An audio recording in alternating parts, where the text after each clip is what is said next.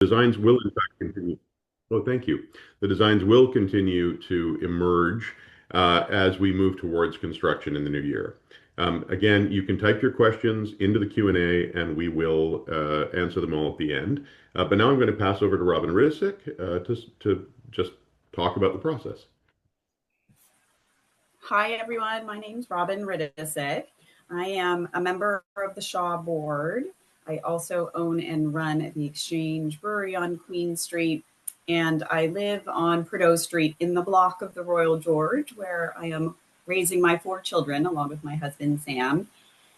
So I care a lot about this project from lots of different angles.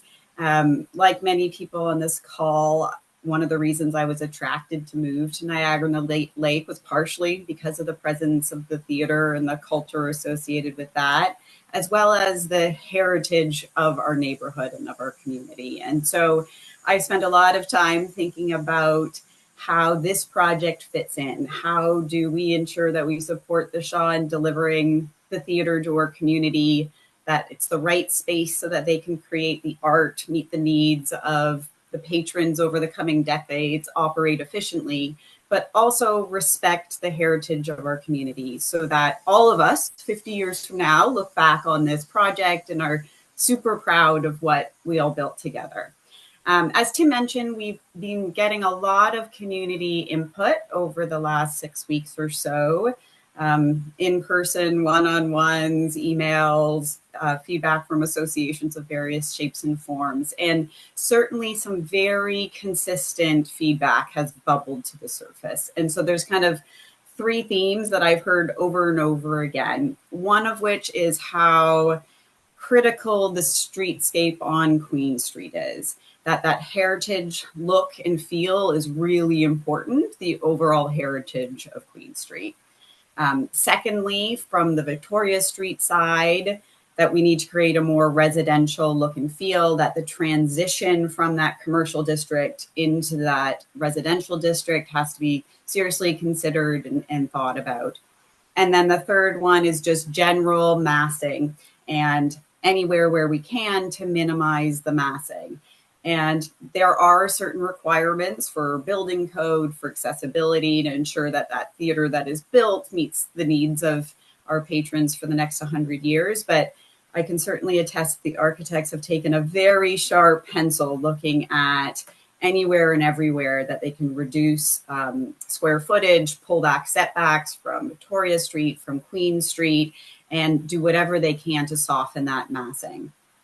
I hope and I generally believe that you guys will hear about the changes that have been made and see that the Shaw and the architects really did listen to the community feedback. And, you know, the architects have done tremendous amount of work incorporating some of this feedback. And I'm very grateful to them for all of their hard work. One other thing before I pass it off back to Tim is that I have heard some people in the community kind of question whether Queen Street is even the right location for this theater to begin with.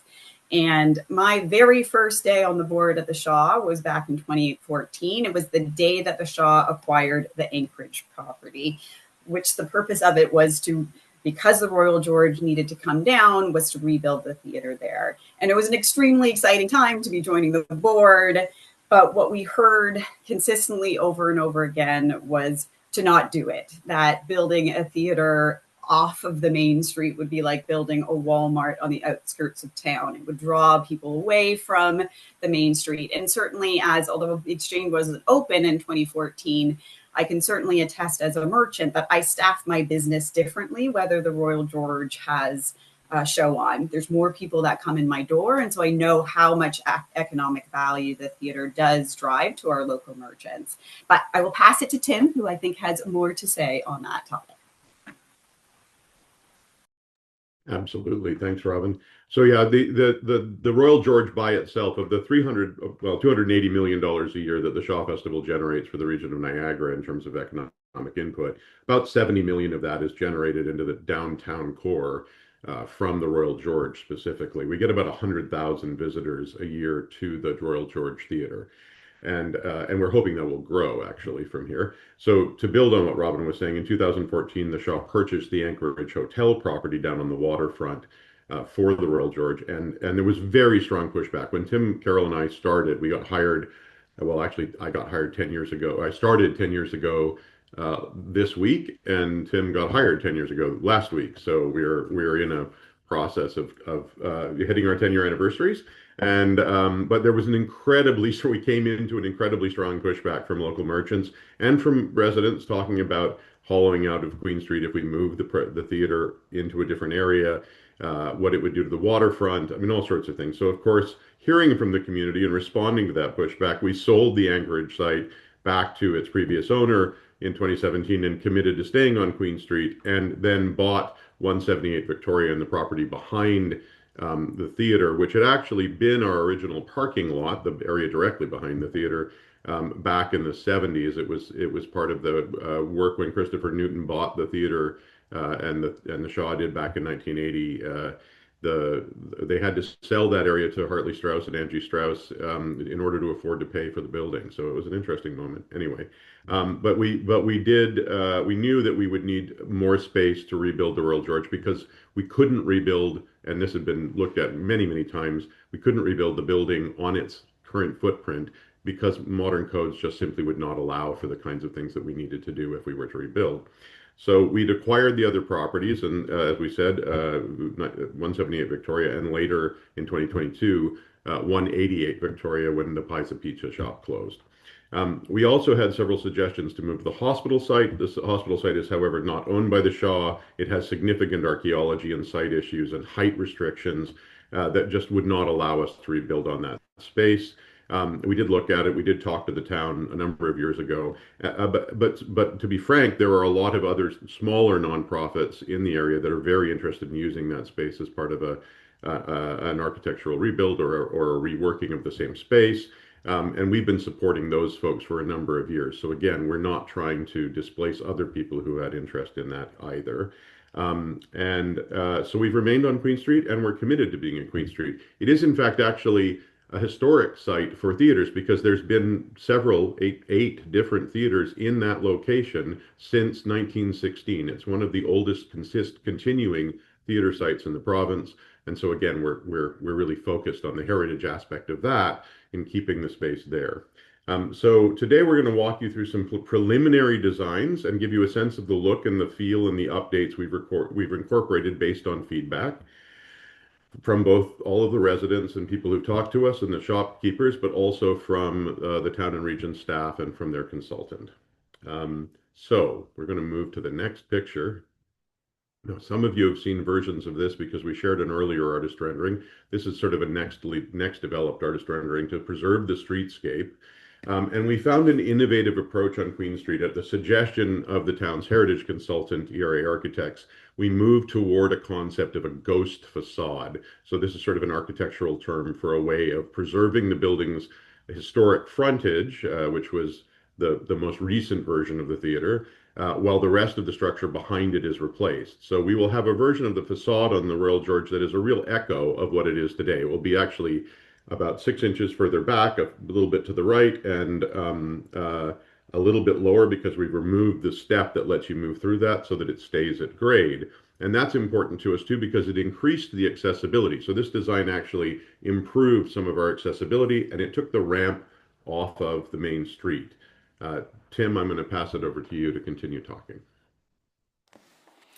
Thank you. Yeah, I have to say I'm really sort of thrilled with where we've got to, and I think it's a kind of example of what we're used to in the theatre. Tim and I and all of our colleagues is you often have to have a first draft of a scene in order to get to the second draft, which is better.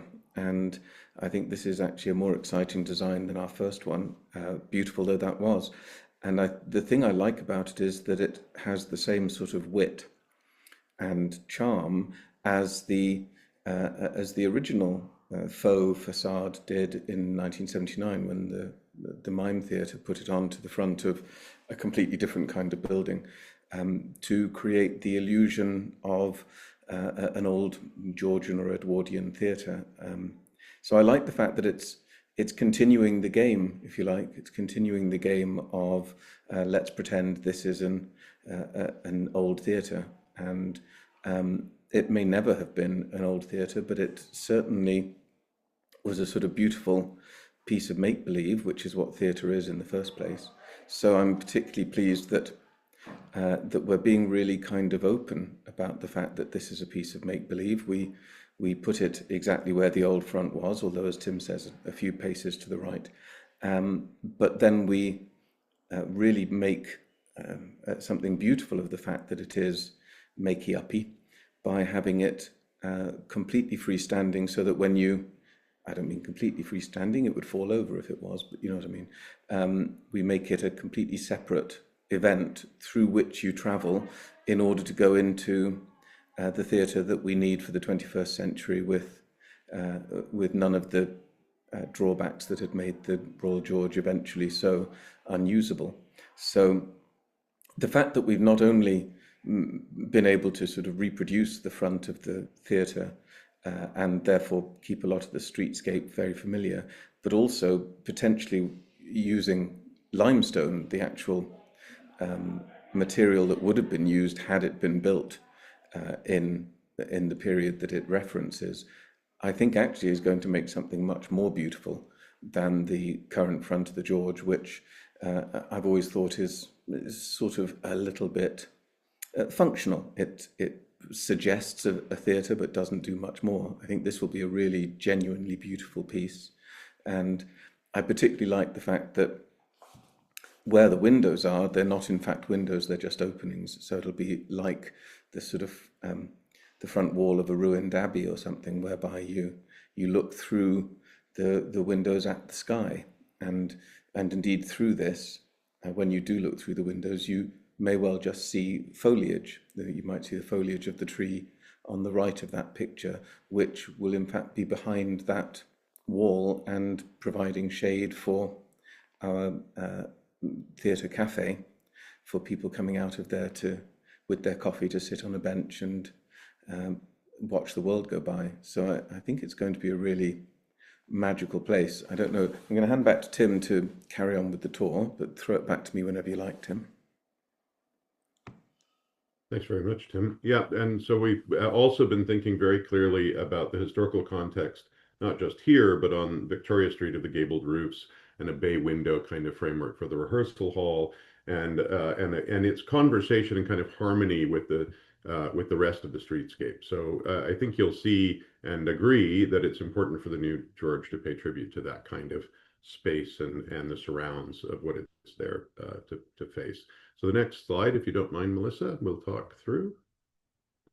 Thank you. So we're going to speak through a couple of different areas. We're going to walk through the areas that are circled, as you'll see. So the first one is the facade, the ghost facade itself. The second is the interstitial space between the facade and the building, which we call the courtyard. And then ultimately the terracing effect that we have that moves the theater further, the higher levels further and further away from the streetscape. So to reduce the massing, we've decreased the overall size of the main floors of the building by about 2,000 square feet overall above ground, including reducing the size of the rehearsal hall, the lobbies, and moving the multi-purpose room that we'd originally, back in May, suggested would be on the second floor. We've now eliminated that and put it and created a kind of multi-purpose space on the third floor of the building on the technical level. So to reduce the overall visual massing, the exterior accessibility ramp has now been moved inside the building, and the rehearsal hall has been set back a further 5 feet from Victoria and further 5 feet away from Prideaux. So it's much more in the business district, as you would say. And now if we move to the next picture of the facade, this is a more sort of straight on view. So there you can see Tim's comment about seeing through the windows into the interstitial space. And we're looking at planting trees and kind of creating a bit of an outdoor garden effect between the ghost facade and the building itself, and with plantings that will actually allow that to be a really lovely little sort of parquet area. And as Tim said, for our, somebody might go into the concessions and have a cup of coffee, and at the intermission they might come out and stand there and enjoy it. So here you can see the ghost facade looks like for straight on. It's actually exactly really the same proportions, same pediment, and same pillaring and everything as the current George. But it will be constructed from a much more durable material, and we're working through that. We have some hope of something like Queenston limestone, or how Queenston limestone can be utilized within this framework. Queenston limestone being a very important part of the Niagara cultural landscape. The same proportions, though, overall building height, overall windows, molding details, and the like. The marquee will be the same size as the existing one, and it will continue to extend above the sidewalk on Queen Street, but then it will offer a canopy all the way back that bridges the ghost facade to the new theater across the landscape courtyard. And for inclusivity purposes, it'll be used as a sort of sensory tool to assist people with low visibility to identify and navigate the entry to the building. So I think, Robin, do you want to say anything? Yeah, I just want to comment that to me, this is just such a good example how I think that getting and receiving and listening to community input really genuinely made the design of this theater better. And I know we as a community care so deeply about heritage. And what we heard over and over again in the first iteration was that it was too big. It looked like the current George supersized. It was too stark and a bit too modern looking, that the accessibility ramp in the front really didn't fit with the heritage feel of Queen Street. And so this new iteration, which is significantly different than the previous one, I love that it's the same height, the same width as the current George facade, that it has the same details. You know, there's discussion of it being made out of limestone, which I get really excited about, in the nod to the courthouse. And you know, the movement of that accessibility ramp into the interior of the building made the whole project better, in my opinion. It really pushed the architects to reconsider. We needed to raise the building 2 feet to get out of the water table, but we actually didn't need to do it for the whole length of the building. We just needed to do it for the back half. And so by the community pushing the architects, we now have a street level entryway. We have no accessibility ramp. We have a lobby that is very inviting and warm. And I really believe that this is better off for both the community and the Shaw. This was not about a trade-off one way or the other. It's a better project overall. And again, a lot of work to get there on behalf of the architects, but certainly for the better of the project. And I love the facade now. I love the trees behind the facade, and just how enticing and inviting it is. And so I'm really excited about being invited into this space that will be the new Royal George. And maybe Tim, you can talk a little bit more about that space that invites us into the theater. Yeah, so absolutely. So the courtyard itself. So this is the beginning of a rendering of how this would look. The building itself is a mass timber building. It's part of our focus on trying to become the first carbon neutral theater in North America. And also, of course, this entering at grade and being able to get to the box office and get into the lobby area at grade means that anybody can, even if you're just picking up tickets, you don't have to navigate a ramp. It's very accessible. We'll be able to do things with low vision as well. We were just looking this morning at some very cool treatments on the ground that help people who are using canes or that sort of thing to navigate low vision, that will actually help being wayfinding as well. But this accessible entry now really provides us an opportunity to develop this outdoor space. And as you can see, we put a few trees in the space, but there'll be even more plantings, even more greenery that will really create a wonderful space here. We hope to have benches here so that people coming along, whether they're coming into the theater or not, have a place they can sit under some shade. It'll be, I think, a really beautiful spot. But you can see how Unity has done a great job of incorporating the canopy between the two areas, this kind of snow and rain cover, into the actual theater itself. But the wood and the sort of warm feeling in the green spaces will actually, I think, be the right transition. And again, we're using a lighter stone brick to try to keep in context with the rest of the streetscape, to try to use something that really keeps a lighter flavor about the whole thing. The tactile wayfinding path between the ghost facade and the front of the lobby area I think is a new level of accessible interest that we're really digging into. And the pavement markings will include some color contrast, which you're only seeing the beginnings of here in this artist rendering, but to denote paths of travel. So all of the entrances will include vertical door operators for easy access. You'll be able to, touch a button and the door will open for you. And then we'll also be able to have that wood wall that you see on the right here able to be opened so that on a warm summer night, the passage between that lower level and the outside will be easy. But if we need those doors closed for sound or that sort of thing, then we can do it just very simply. So it's very cool, kind of indoor-outdoor space. Robin, I'll hand it back to you. Yeah, so I just wanted to comment that this is another area where I feel like we just so far heard very uniformly positive reaction to the idea of this space, of having kind of a little parquet off the main street that will have benches and plantings and be a really lovely space for us as theater patrons, as community members to go sit, have a coffee, watch people going up and down Queen Street, and a place to be outside before or after a show. And it just feels like it will be a very warm and inviting space, and is to me such a huge improvement versus what is the current entryway to the George, where you basically spill right out into an overcrowded sidewalk. And so to have this extra room at this level, it invites people in, but it also just alleviates some of the pressure point of having theater patrons all in a very small, crowded sidewalk space. Tim?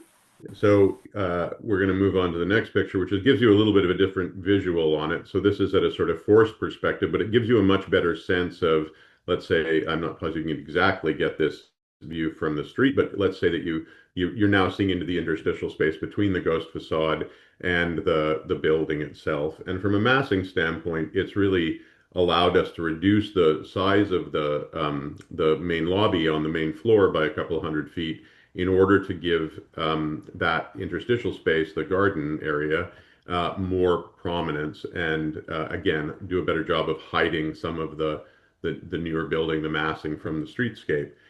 The second floor has actually been significantly reduced and it's moved backwards away from, so this is the balcony level, away from the streetscape by about 25 feet. And so it's really a significant differential as it moves backwards. Some of you may remember we had the idea of a patio up at the third floor that was going to be behind the pediment. We've kept that idea to some degree, but now it's at this floor so that everybody who goes up to the balcony level of the theater would be able to access a smaller kind of patio behind the roofscape. And again, it's terraced away, very much like the Shaw Cafe across the road. There's a sort of terracing that goes backwards.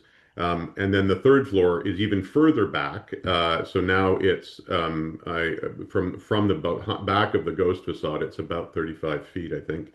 And so it goes further back. And again, there's these plantings and planters that will spill greenery over the edges and it's reduced the technical level at the top level of the building, but given us the community room that we really wanted on the second floor, we're going to keep that idea, but now we're going to move it up to the very top of the building. And so that space still exists, but it exists in a different kind of footprint and further away from the streetscape, which we think is a good thing. The design conversations we had with everybody really pointed at this and said, let's do what we can to move the mass further away. So that's what we've done. TC? I'm just going back to the interstitial space because I really loved what Robin was saying about the ability of the audience not to be chucked straight out onto the street and feel like you're in the way of people who are trying to go about their day.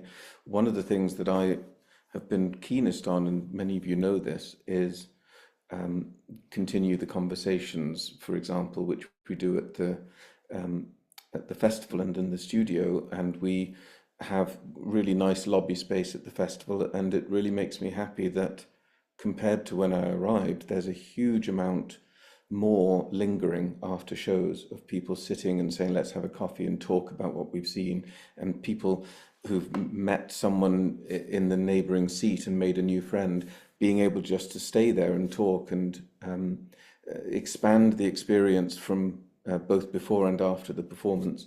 And it really has always made me sad that at the George there's a sort of get 'em in and get 'em out quality, which I'm really happy to imagine all of the audience inside and out just really kind of taking in what they've seen and not having to expunge it from their memory in the rush to find a space on Queen Street where they won't get trampled.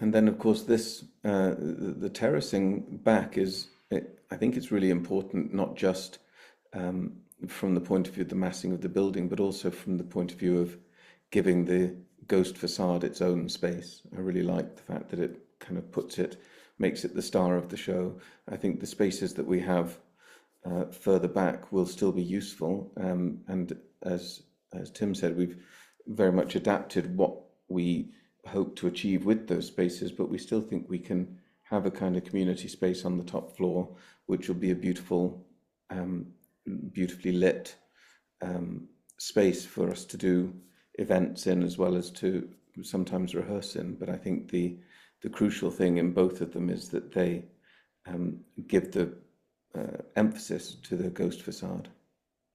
Tim, do you want to talk about the rehearsal hall a little bit? Our rehearsal hall, yes. Are we going there now? Well, yes, I think so. If you, we're not showing a picture of it at this point, although Okay. I'll show you the Victoria side in a tee us second. up. Yeah. But why don't you talk about why we need one, and then I'll show a picture of what we're working on. Well, in order for this to be a real home for art, we need to be able to not only bring people in to see shows, but also to be able to come in and take the class or the workshop or the pre-show talk that is going to set them up for this event and set them up to enjoy it. But more than that, I mean, those events will happen a lot, especially when we do family programming. It'll be amazing to have a good space where we can do the sort of pre-show workshops, which our Narnia series have become very noted for.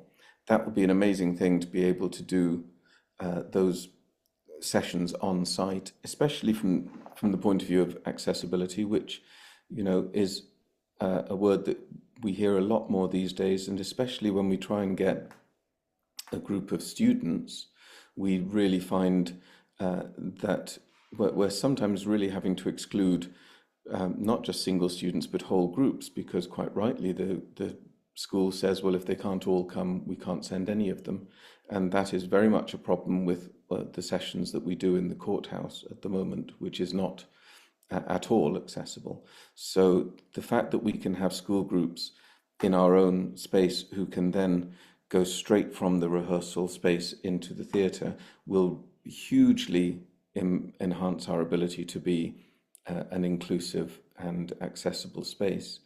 But actually, from me, the initial impulse for having a rehearsal space attached to the Royal George was going back to the thing I've been talking about since I got here, which is wanting to have a theatre without secrets, wanting that people to be able to watch us creating the art that we make. And that means watching from within the room, from a viewing position, but also being able to just walk down the street and look through the windows and see art being made, see theatre being made, see the hard work that goes into something like the number at the end of the first half of Anything Goes, where you have 10 minutes of insane tap dancing. I'm really excited at the thought that that kind of work, which is almost impossible for us to imagine how much work it takes to get that on, you could actually not just happen to see that as you pass on Victoria Street, you might even just stop and watch for a bit. And we really want to be open to that. We want, although the windows aren't going to be right on the street, they'll be set back and there'll be trees and all the rest of it, there will very much be the opportunity for people to look in and I hope have a sense of excitement and appreciation, but also a sense of pride of going, oh look, that's our theatre making great work. That's our theatre team working away at whatever is going to be the next amazing production. So the feeling that we really do tell the town, here we are working to put on some amazing stuff for you, and we want you to come and watch us work and watch what we create. I think that's a very important part of my vision from the moment I got here, and so I'm really excited at the thought that we might make it come to pass. And then you're carrying that through in the theater too. You're doing something between the lobby and the theater by creating a kind of space there. Yeah. Sometimes I try and keep it a bit secret, but I still think it'll be a thrill when you see it. I want the back wall of the theatre, or at least some of it. Mika won't do it for the whole of it because it'll cost too much. But I want at least some of the back wall of the theatre to be glass, so that you can come into the lobby. Maybe you're just meeting someone for a coffee. I'll meet you for a coffee at the Royal George and we'll have our meeting or whatever. But then as you're having your coffee, you'll notice through the glass back wall of the theatre, you might see a lighting session or a technical session, or you might see the scene being changed over. So it's all part of the same idea of really trying to be transparent. And especially if you live in the town, you get the treat that you can come every day and see which show we're on just by looking through the window and seeing what set is on the stage. For those of you who worry about the performances, we will of course have a way of closing that when we play, but I think it's really important that we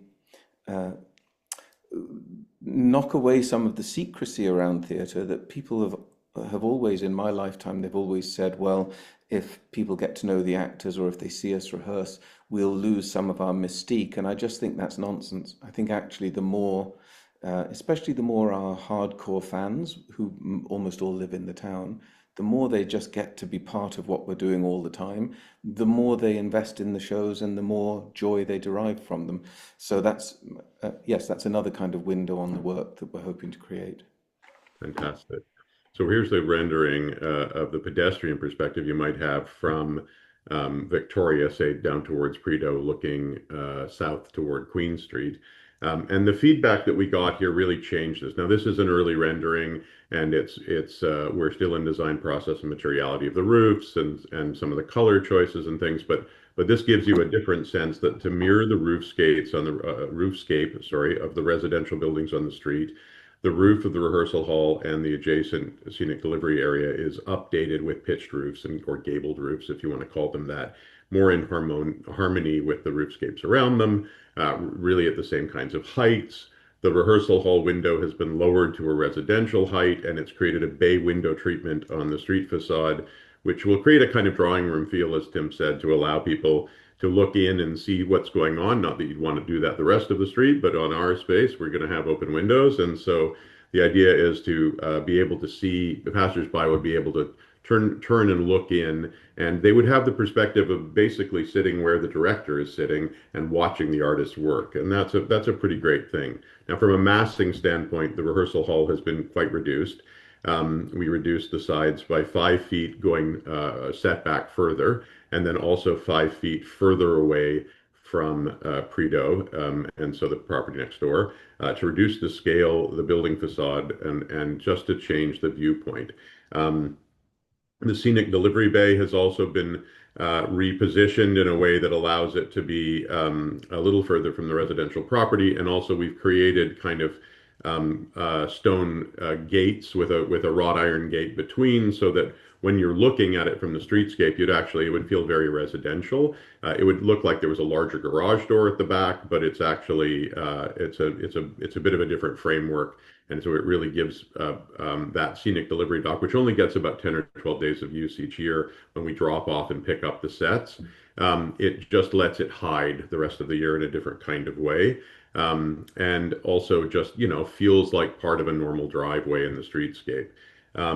Extensive ornamental plantings and landscaping will further enhance the residential landscape. And again, what you don't see in this image is that we plan on doing a lot of green wall effect on all of these buildings, so that anywhere we can, we're trying to reduce the visual impact, especially at the higher elevations, but generally everywhere.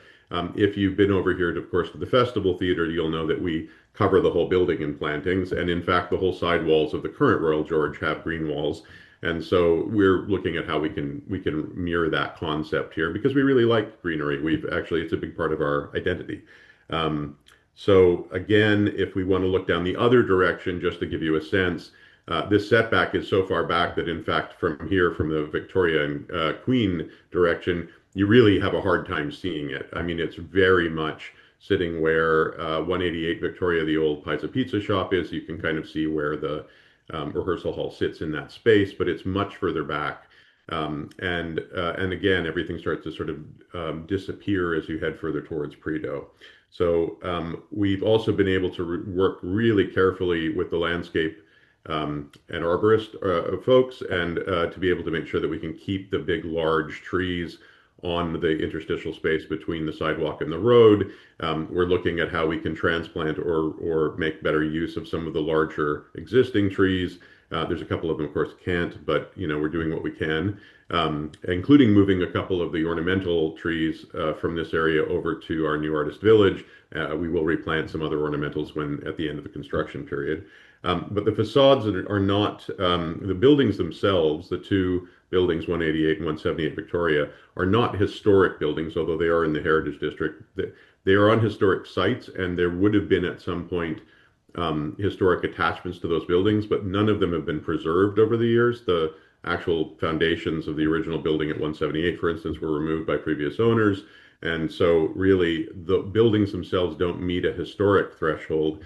But what we want to do is try to recreate the frameworks, the feeling of residential neighborhood that they create. And so this is a big part of our space. They're not quite exactly the same architectural design, of course, but we think they're harmonious, and actually also harmonious with our other spaces up at the Festival Theater site. So a really nice kind of double design, lots of wood, lots of greenery, lots of brick.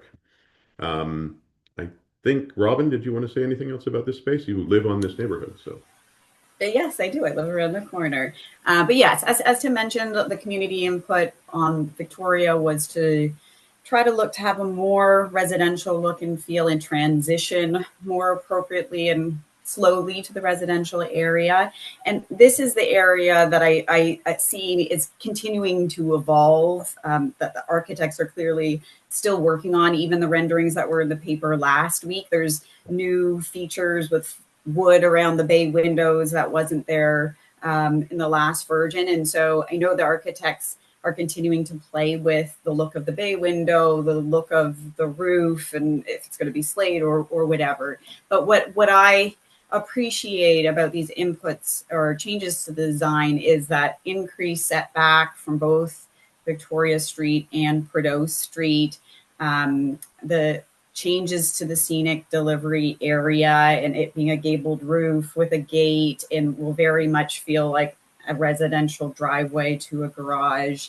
And I'm excited about this concept of having a bay window that you can peek into. I certainly know that in my house on Prideaux Street, our dining room is right next to the street. And we literally have people like peek in while we're having our Thanksgiving dinner. And, watching Rita Six eat turkey is not very exciting, but watching Shaw actors rehearse shows is. And so I'm really looking forward to my walk to the post office. And as I walk by, being able to see what art is being created, or stopping in at the Niagara Juice Company and having a green juice on their front patio and being able to feel like I'm engaging in part of this art being created at the Shaw. So very exciting. Tim? Thanks, Robin.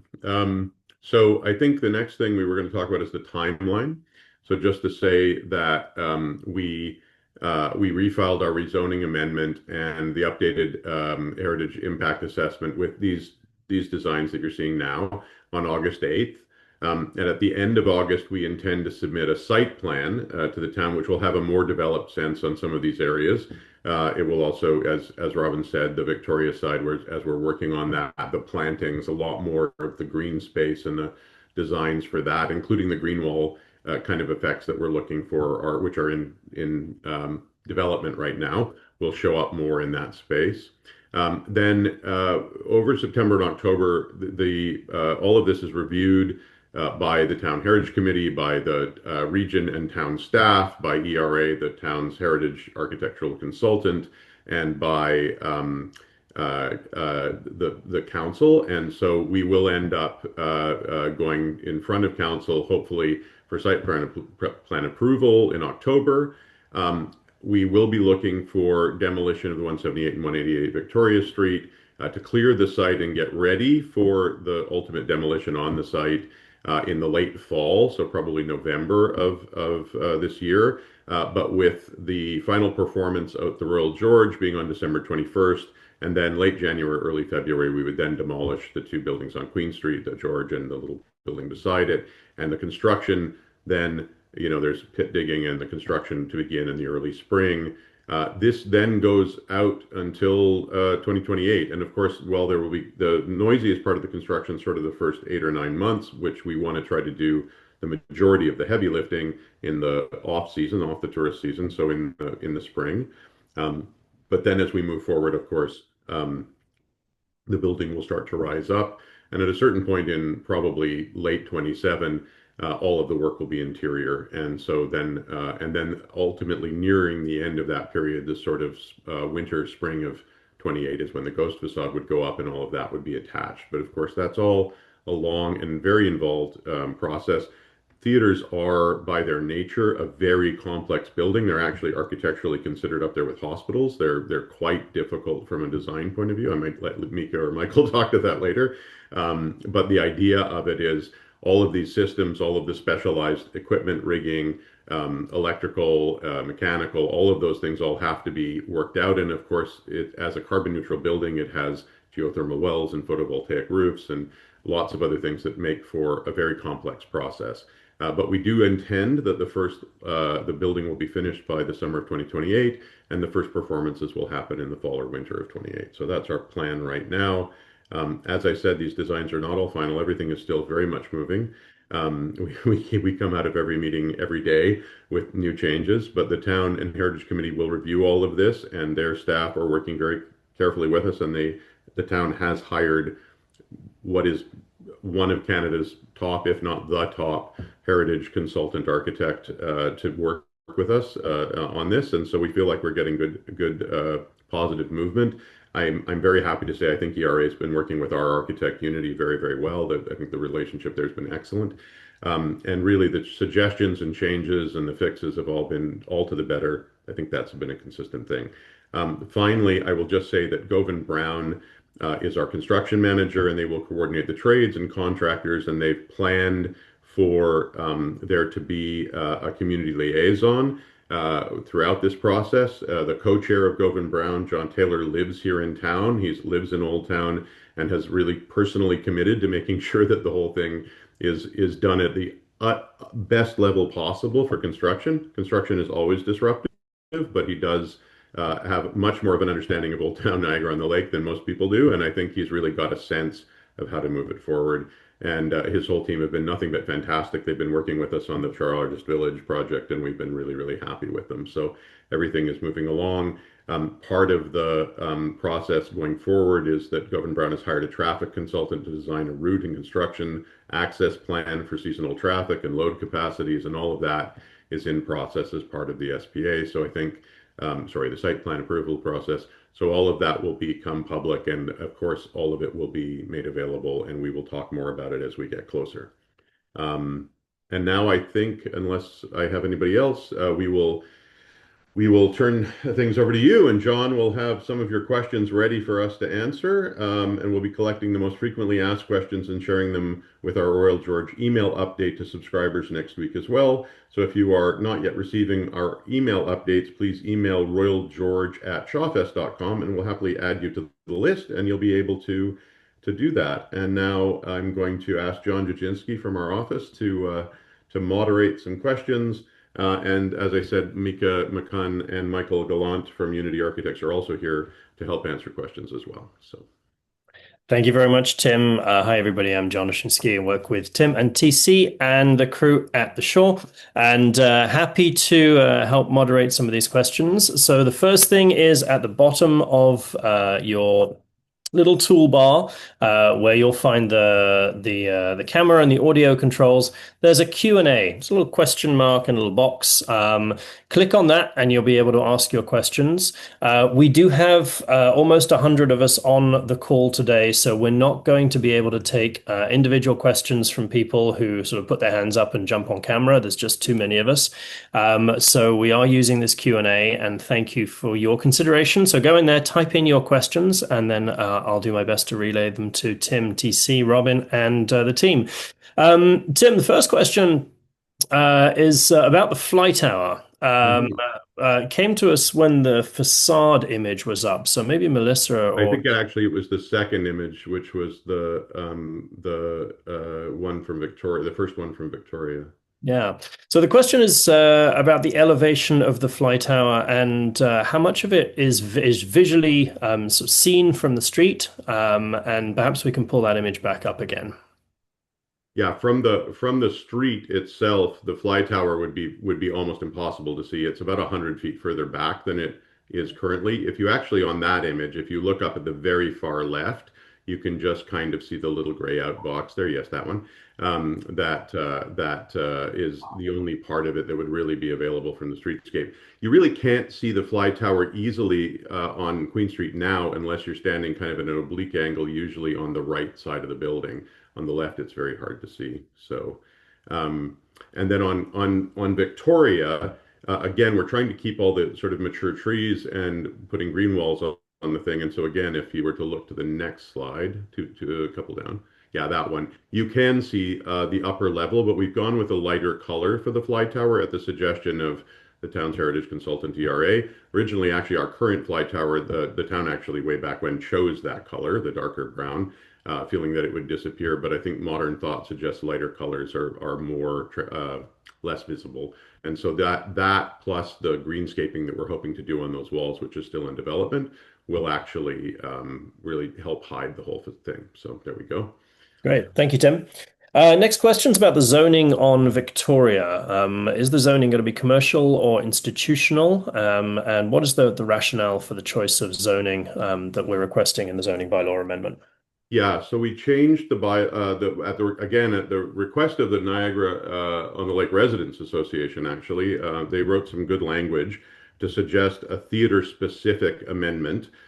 We were asked originally to submit on a rezoning with a commercial amendment, and because the town is going through its new plan process, we decided that again at their recommendation that we not change the overall zoning, but that we ask for a site-specific amendment now that is specific to a theater and specifically a nonprofit theater in that space. So the bylaw amendment we've asked for actually would mean the only thing that can be on this property is a theater, which we think is a great thing. It does move us toward a potential later institutional zoning or community zoning, as the new plan might call it. But we don't want to presuppose that process. So we'll look at that after the fact. But this will, I think, work as a kind of middle ground. So thank you, Sally. Thanks, Tim. A question about parking. It wouldn't be a Nottle if there wasn't a question about parking. Can we speak to the parking implications and the buses as well as they come in, particularly if we've got more school groups coming in, and how we're planning to manage that? Yes. So there's not a large increase in the number of seats in the theater. And we're planning, one of the things that we used to use the courthouse as a theater for a very, very long time.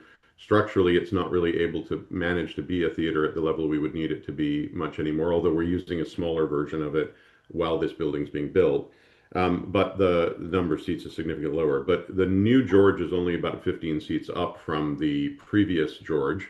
And so what we're looking at doing is having off-site parking further down toward our village space as a potential offset within Old Town, and then creating a shuttle system that would come from that area of town. So that's our plan right now. There's not really any more space downtown, as we know, and the water table there is very, very high. But our thought process was to try to find more parking in Old Town. We're also working with some other partners to try to see what other options there are for more parking overall in the downtown, although again, not necessarily at the shop. So that's where we are. Great. Thank you, Tim. Let's, you mentioned the heritage consultant. A question about the heritage consultant and the firm that have been engaged. Could you share a little bit more about that and whether that was us that engaged them or the town that No, engaged no, them? it was the town that engaged them very much so, the town and the region. But it's a company called ERA, but I'm going to let Mika or Michael, who know their folks there very well, talk a little more about their qualifications and who they are. Sure. ERA is a well-known heritage consultant. They have worked with many of the top architectural firms in Toronto. The former firm that I work with, KPMB, we've worked at that office with ERA many times, as well as Unity has worked with ERA on projects in the past.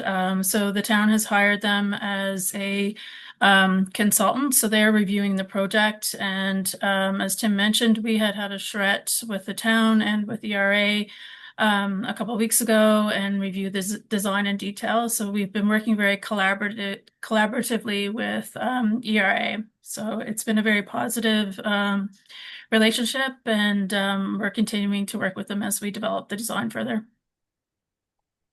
Thanks very much, Mika. Question around the mechanical and the proximity from the mechanical to the residential, Tim. There's sort of a concern that the mechanical requirements of the theatre, particularly around, one would imagine, HVAC and others, being close to the residential on Victoria. Can you speak to a little bit about how that's being managed? Yes, absolutely. So the one of the great things about the gabled roof line, and maybe I will let Michael or Mika speak to this as well, was that the gabled roof actually gave us the ability to screen and hide the mechanical equipment behind it. So the two air handling units that would be on the roof on Victoria now won't be visible because of that peaked roof.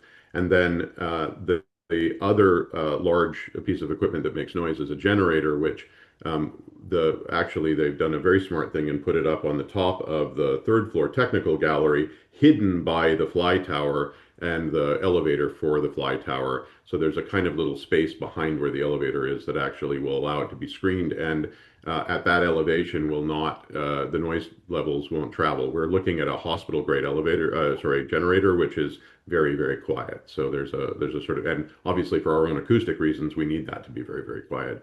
So we've really come up, I think, with some great ideas in terms of that. It's once again one of those design improvements that became fortuitous as part of the process. But Mika or Michael, do you want to say anything else about that? Or did I cover it? I think you covered it very well, Tim. Okay, thanks very And much. just clarifying, Tim, the HVAC that's hidden by the gabled roof is that right down at the end of the building next to the No, neighbors? no, you're exactly right, Tim. It's actually up closer to the rehearsal hall. So the two units are actually kind of more centralized and further away from the residential part of the neighborhood. So, but again, you won't be able to hear them from where they are. Thank you. Tim, let's talk about you showed the timeline for construction. Can we talk a little bit about what we are going to be planning in terms of mitigating the impacts of the disruption from the construction? Obviously, you can't do a construction project of this size without there being some noise and some disruption, but what are we planning in terms of mitigating that? Right. Well, certainly the intent of it is to try to do it, first of all, the loudest, most difficult part of it in the off season. So that sort of late January start point, trying to get through a lot of that stuff by the early spring, and then May, and then we're looking at a couple of different kinds of shoring techniques that actually are quieter. So there's a sort of drilled shoring that would be useful. There are, Govan Brown has a whole plan for how things will come in and out of the Victoria Street entrance to try to stay off of Queen Street, which is the heaviest traffic area. And as I say, they're working on a whole construction plan there. But it's Monday to Friday daytime construction. And so really we're hopeful that, well, certainly there are people who won't, what's the word I'm looking for here, who will be home and for whom there will be noise. Construction causes that, but we're hoping to mitigate that as much as possible by trying to remain in that sort of, that daytime timeline, especially during the heavy summer months. All of the things that are happening will be as limited as possible. We're really committed to trying to make this as inobtrusive a construction project as possible. understanding full well that no construction project of this scale will be completely that way. So we are hoping to stay off of Queen Street as much as possible. That's been a big part of the request of the town, and also certainly it's the busiest part of the town. So. Thanks, Tim. And our final question, with thanks to all of you who've put questions in, there are a couple that we have not had time to answer, and we will address those as Tim said, in the newsletter. So please make sure that you are signing up for that. The final question, Tim, is we've shown a couple of images of Victoria. When will there be more images of the Victoria site for folks to look at? Yeah, so we're running at the moment. Obviously, this redevelopment has been very, very fast. The architects have been working nonstop through weekends and all the rest to try to get where we are. We are developing more images and more work for the Victoria side, especially because it's the part that's sort of become, the next step. The ghost facade is a lot of engineering, and it's been a lot of the work of the last little while. But we're working toward those for the site plan submission at the end of the month. So, and really we're talking about a week from now, but this is where the process is, and we're moving forward. But we'll still be in design conversations even beyond that, right up until construction, as we talked about. We're still deciding on materiality and all those sorts of things. I do see somebody else who on that same comment sort of made a question about the fly tower. The fly tower is only 5.5 feet taller than the current fly tower, which is the working height of a human. Basically them standing up. We have a crawl space in that building right now, has to be taller. But it is absolutely in the same basic space, and it's almost all of that massing is closer to the parking lot of Irish Design. And we've had long conversations with Paul and Maureen at Irish Design about that, and they seem very happy with what we're trying to do. So I think, ultimately that space will be, the actual fly tower itself is a good 100 feet away from Victoria Street. So that will help, I think, especially with the green walling affect that. But overall, I think you'll see more pictures, especially once we develop more of the green space there, and that will happen in the next couple of weeks. So. Fabulous. Thank you, Tim. Thank you for your questions. Feel free to email us any questions. We have a dedicated email address, royalgeorge@shorefest.com, or go and visit shorefest.com/royalgeorge for more information on this. Over to you, Tim, to close us out. Thank you very much. Yes. And so I guess, as we said, we launched our All Together Now campaign back in May and shared this vision to transform the Shaw into a leading center for communication, creativity, and curiosity. And the New George and the Shaw Artist Village are at the heart of that vision, but they're not just the buildings.